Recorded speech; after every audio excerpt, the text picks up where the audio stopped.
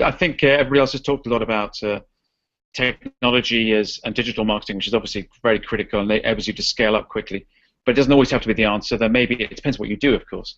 But if you're a local business, there may be ways of you being able to use more traditional marketing as well. It tends to be expensive. It doesn't always have to be.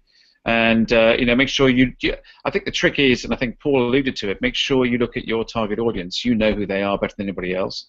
Work out how you want to interact with them and how you think they're going to interact with you, and make sure that you spend the right amount of money in the right way. And it's obviously easier to say than simpler to say than done. But be careful not to invest in anything just because it's a fad or just because it seems like the right thing to do, and be careful not to be misled by metrics that big brands might use that are kind of irrelevant to you. I mean, it might be wonderful if you've got 10,000 likes on your Facebook page, but unfortunately, a like's not going to create revenue.